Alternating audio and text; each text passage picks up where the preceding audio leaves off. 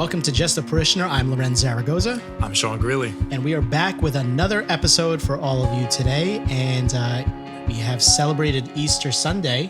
So we are now in the Easter octave. Yeah, that's eight days. Thanks. Well, I hope everybody had a very, very blessed Easter. Lent is over. Eat your meat on Fridays. Eat your meat. Eat Drink your sugar. Yeah. Get back on social media. I'll be drinking my beer. Yeah, exactly. So all good. Hope everybody had a very, very happy Easter Sunday. But we have a good topic to talk about today because I heard a homily from a daily mass a few weeks ago talking about where we would be without Jesus's resurrection, without him saving us, and specifically how sin would play out. Essentially, which is, we all sin every day. Some of us more than others. Not looking at you. I'm just saying in general. It's a very accusatory look, but hey. It is what it is. Then switch over to the podcast then, okay? Before we get into it, definitely follow us on Instagram at Just a Parishioner, Facebook.com/Just a Parishioner.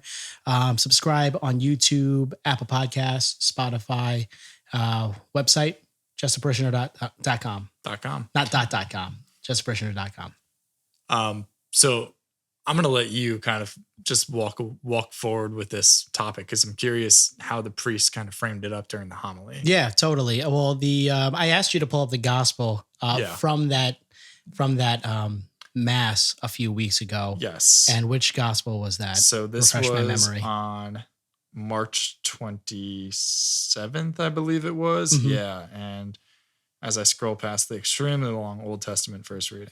It was very long. Yeah. Geez, Susanna and Joachim. Yep. A lot going on there. There's a lot going on there. But do you want to summarize that gospel, actually? The gospel itself? Yeah. Yeah, so this is John chapter 8, verses 1 through 11. Pretty popular, pretty well-known gospel. Yep. Jesus is at the temple on the Mount of Olives, and scribes and Pharisees bring a woman who is accused and found guilty of adultery and kind of try to trick Jesus in a way. This is kind of in the period where they're all trying to frame Jesus to find some reason to arrest him. And they bring this woman before him and they say, the Abrahamic laws tell us that we should stone this one for her adultery. What say you? Knowing that if he says you would definitely stone her, then that goes against what he's been saying. But if he says don't stone her, then that goes against, Jewish law. So Jesus just kind of bends down, draws some stuff in the sand. We don't really know what he's drawing, says some words. But then he draws a line and says, you who have not sinned, cast the first stone, right? Essentially, right? And then they all realize like they're all sinners too, walk away, they drop their stones. And then he tells the woman, has anybody stoned you? And she says, no. And he says, neither have I condemned you, right? Now go and sin no more. Right. Yeah. Yeah. That's it. Very, very popular gospel. Yeah. Oh, that was good. Off the top of your head? Off the top of my head. Well done, man. With the verse in front of me. It was great. That was impressive. And I kind of put you on the spot there too. Yeah. So the homily he transitioned to, and like I said before, it was revolved around sin. Obviously the gospel's revolved around sin in that. So he's talking about sin and essentially where we would be as a society, as people, individuals, if we weren't saved, right? And I'm just going to put the two options that he said out there. And that's what I wanted to discuss today, because I think there's a lot in there more than what he talked about. So the first thing is, if we weren't saved, Jesus never came, there was no resurrection, then the first option for all of us is to justify our sins, right? And it happens today. Yeah. But there would be a lot more of that, a justification of our sins, right? And we can dive into examples of that. Things that come off the top of my head are, well, I stole this because that company is an awful company anyway, right? And sure, yeah. They're a conglomerate. Like, oh, I stole this from Walmart, but Walmart's not missing out on it. And they're a horrible company, and they do bad things, and they treat their employees like whatever, right? So like justifying sin in that way. Not okay. Right. But the second thing that we can do, if we're not going that way with our sin, is wallow in it Yeah. and let it defeat us, and with no hope and no signs of hope whatsoever. And that's the opposite side of the spectrum with sin, of how it can affect us if Easter didn't just happen. Yeah. So it's kind of like this whole framing of either you celebrate your sin or you recognize the badness of it, but you have no like recourse. Right. You have nowhere to go from there. Absolutely. And it's very, very dark. It can bring you to a dark place if you think of both of those and where society would be today if that were the case. But how dark that is just makes the celebration that we're going through right now that much sweeter and that much more amazing. And that's why I thought it would be a relevant topic to at least graze over. Yeah, for sure. I mean, sin is a big focus during Lent leading up to Easter for a reason, because it is this preparation for Jesus coming and redeeming the world through his resurrection. And so, or through, his crucifixion, his life, death, and resurrection. So it's like we're coming out of the season where we were supposed to be focusing on this. And that's one of the whole reason on Ash Wednesday, the reading is what it is for the gospel. It's talking about prayer, alms, and thanksgiving, or fasting, alms, and prayer. Yep. Those are the three kind of tenets of Lent. Right. Thanksgiving should be in there too, but it's not. So anyway, it's for the pilgrims. Yeah, exactly. Thanksgiving is in November. What was I thinking? I think like we're supposed to spend all that time thinking about it. We're really supposed to go to confession once a year minimum as Catholics during Lent. It's kind of the prep period to prepare our souls for that redemption and salvation. But unfortunately, just a lot of people don't. And it is it's a tragedy within the Catholic culture that it's, confession and sin have been so kind of like brushed under the rug. I think just culturally, unless people are really keyed in and really like weekly mass goers and really have a decent, at least a decent prayer life. It's something that a lot of people just sort of skating through life on, know, but myself included many times, and probably, yourself included too, if I know you. So, well, that's the problem. You do. I know. And I'm offended, but keep going. So I think like when you brought this up to me, I started thinking about almost like going back to a very, very basic from like a philosophical sense. But when I mean basic, I mean at the base. I don't mean like something that most people know, but like from a metaphysical kind of sense of like, who is God? What did God do with this world? Well, he created it, but how did he create it? He created it in his likeness and image, right? He created man in his likeness and image, but he created the world kind of in his image too. Like the world is good because God is good. So if we think about what is God, who is God? God is goodness itself, right? Like God is the underlying core of everything that is, because God is like the idea of what can be, if anything. And it's very like kind of philosophical jargon to say that kind of stuff, but at its essence, it's like God doesn't have necessarily like this. He does have personality in the sense that we have the persons of God and obviously in the human Jesus, but like God is like, that's where we see in the Old Testament, we hear God reveals himself to Abraham and he asks for his name. Abraham asks for God's name and God just says, I am who am. And that's really him saying like, everything that is what I am. And everything that is good, but it's been corrupted by badness. And that is that sin that you're talking about. Well, my whole point is like, I think about C.S. Lewis in, I believe, Mere Christianity, when he talks about sin and he talks about forgiveness and he talks about who needs to forgive a sin, right? And he gives examples, and I don't know exactly what the example is off the top of my head, but it's almost like if I walk into a room and I slap you, like you need to forgive me, right? Because I've personally hurt you and you're in your personhood and your humanity and everything, I've hurt you. Right. Now that's fine. But if I break a moral law established, through time, through, whether it be through God's revelation to man or through natural law or through the personhood of Christ, or through the magisterium of the church, right? If I break a moral law that offends God, like who needs to forgive me? Well, it's not you who needs to forgive me because you're not the one I've offended. And it's not a priest in himself as the priest himself Right. that needs to forgive me because I didn't offend that priest. It's not Pope Francis who needs to forgive me. It is the person who the sin was offended against. And when you sin, it's breaking this, natural law kind of thing that you're offending goodness itself. You're Right. offending like holy, what is holy, which is God. Going back to what you were saying before, God is. God is, God right. is good. He is goodness. Yeah. And sin is offending that basic reality of what this entire reality that we have is made up of, which is God. Right.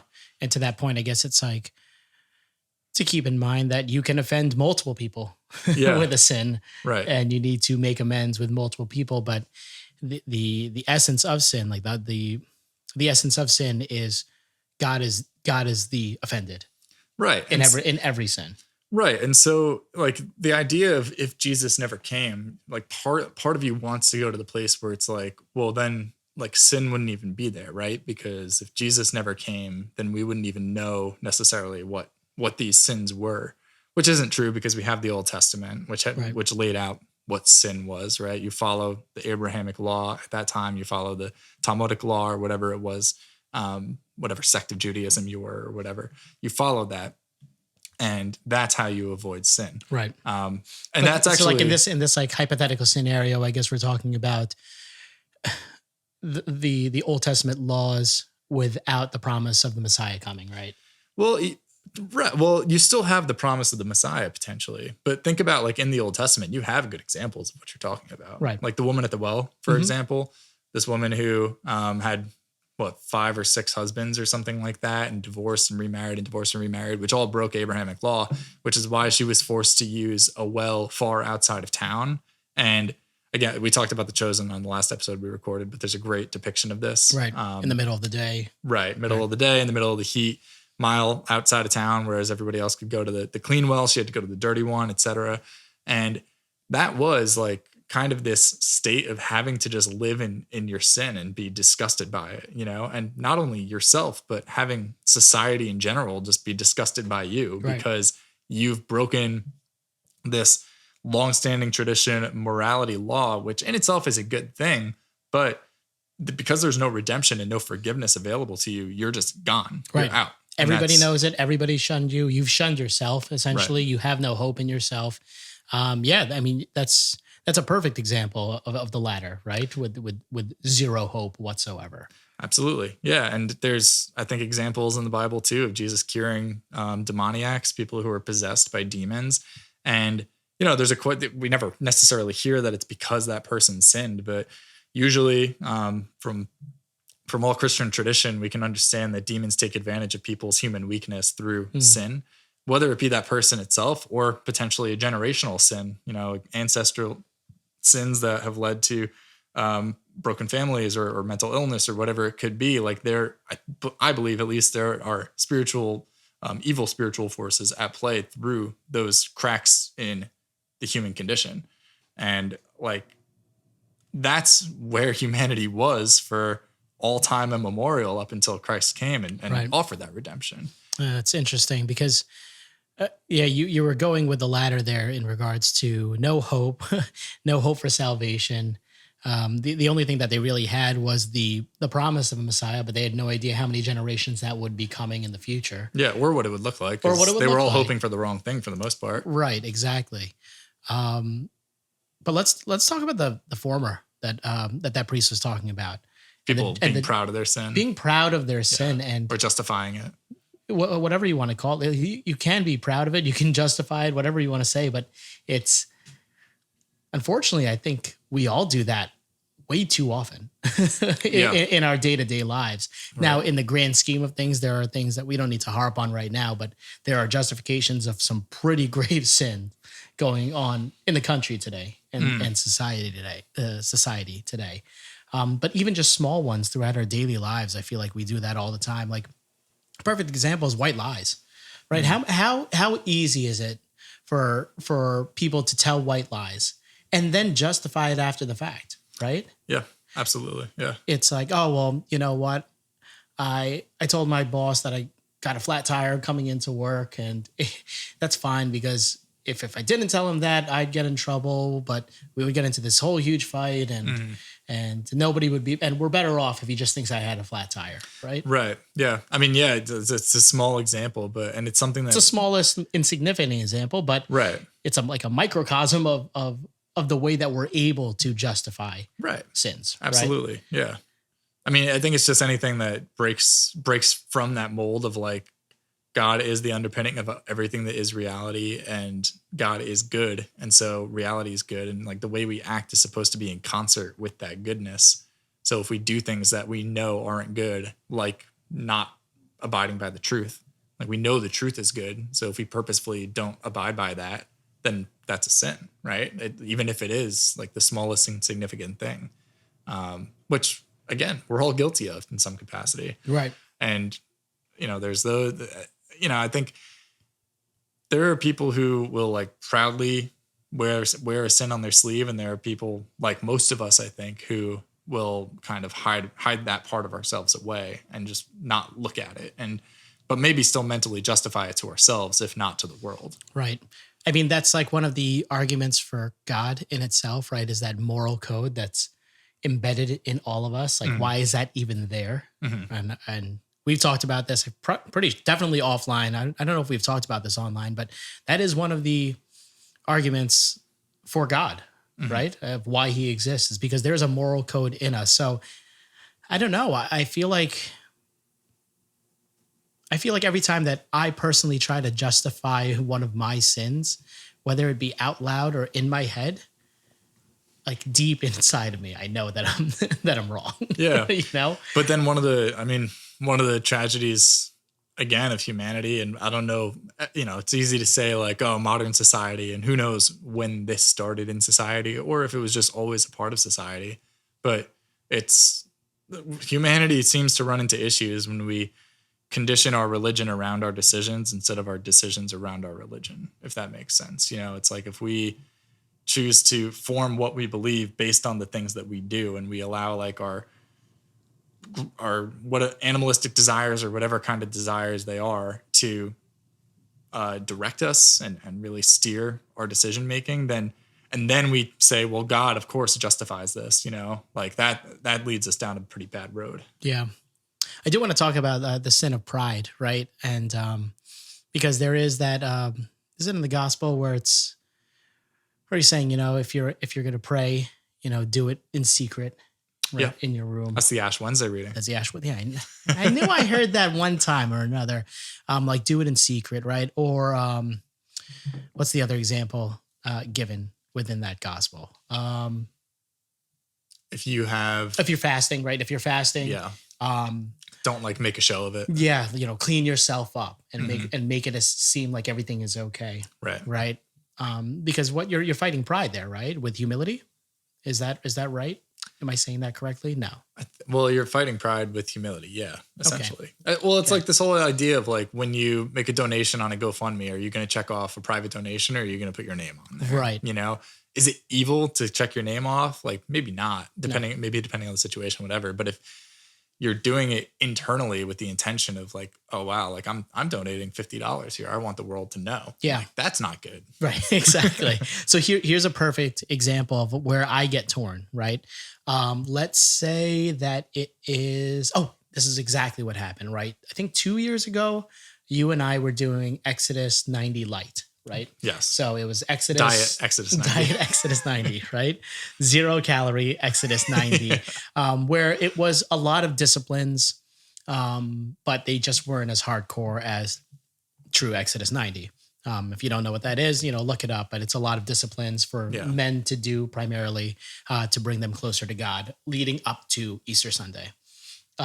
So 2 years ago, we did that Exodus Light or whatever you want to call it. And one of them was fasting on Wednesdays and Fridays, I believe. Right. Yep.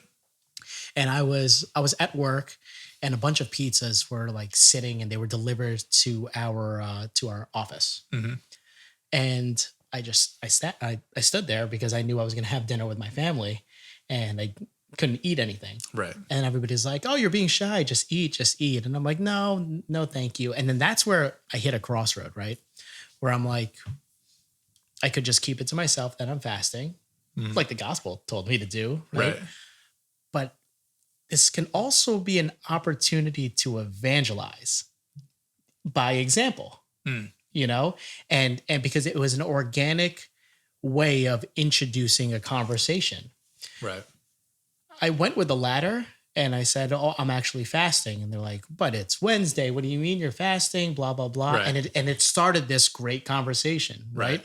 Right. Of like, yep, some people felt bad, like, "Wow, I feel like ass right now," or like, Right. Right. but then other people were like, I saw the nods, like, interesting. What they did with that information, most of them probably didn't do anything with it, Yeah. but maybe one of them's like stepped up a little bit because of it, right? Hmm.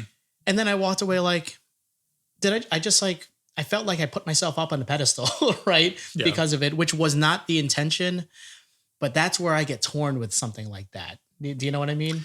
Yeah, 100%. It's not. I think that evangelization is a different beast altogether. Where, especially in situations where you can come off as prideful, or preachy or holy roller or whatever words people might use for it. I've certainly been, I don't know, accused to my face, not necessarily, but Behind your back, to probably your behind my face. back, or like a lot of times family members, if you try to like quote it, like evangelize to your family members that aren't observant on things or whatever, you're going to get accused of that kind of stuff. Right. Same thing with your close personal friends most of the time, I would say, although, not always, but there's a decent chance at it. Mhm.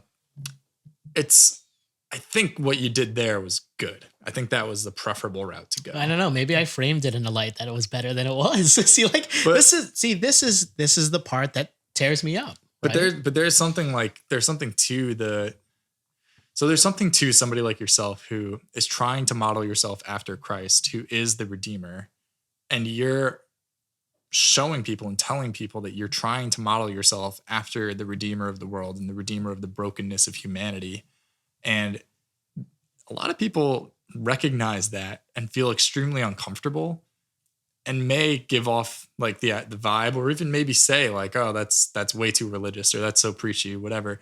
But like, you don't know what's going on in the core of their heart, and there's definitely a chance that they're being affected very, very deeply by that, even if they're not telling you. Right.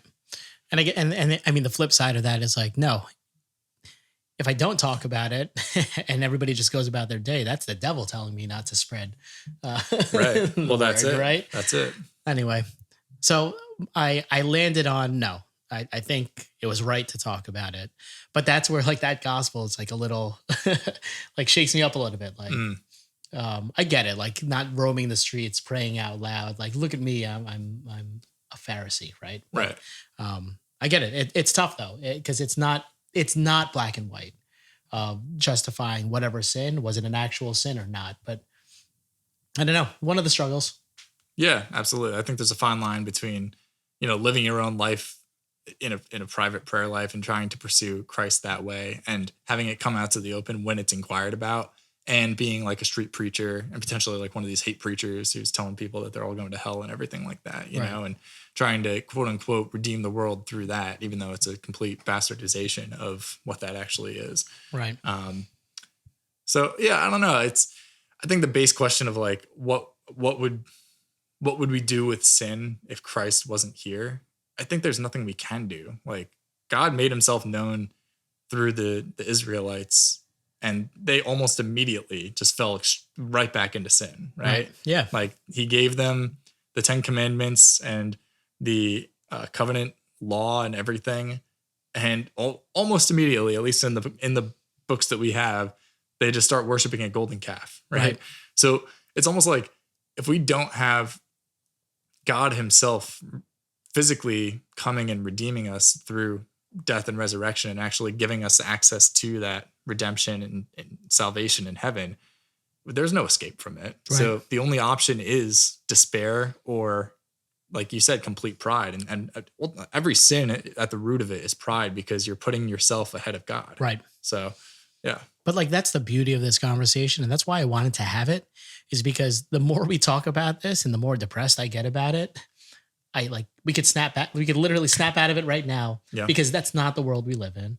We live in a world right now where we have been saved, right? And we're celebrating it during this Easter octave. He died on the cross. he is risen. And what a beautiful thing that is. Like truly beautiful. Nothing more beautiful than that. And that's what we're celebrating right now. Yeah, definitely. I mean, thank God for God. Thank God for Christ. And if I think as Christians and as Catholics, it's like always going to be the case that we're all sinners, but just recognizing that we're sinners and trying to go back to confession, go back to the sacraments, and ultimately in a state of grace receive Christ himself in the Eucharist. And there's so much access to joy and blessings through all of that, and ultimately that salvation that we've been talking about. What a beautiful thing the sacraments are, man. Yeah. Like we'll talk about that in another episode. Sure. Yeah. But yeah, you just had me like fired up about the sacraments. Like what a gift. Awesome. Yeah. But anyway, happy Easter to everybody. Yeah. Happy Easter. Thank you. Thank you for taking the time out of your day to listen here. Totally. Again, follow us on Instagram at Just a Parishioner, Facebook.com/Just a Parishioner, YouTube, Spotify, Apple Podcasts. Seriously, subscribe because if you're not scrolling your feeds, good for you. But you shouldn't only be informed about new episodes because of the feeds. I want you to not be on the feeds. But if you subscribe on YouTube or the podcast channels, then at least you'll get notifications that we put a new episode out. Outside of that, man, we're good to go. Yeah. Thank you all for listening again. We'll pray for you. Please continue praying for us. God bless. Counting up my say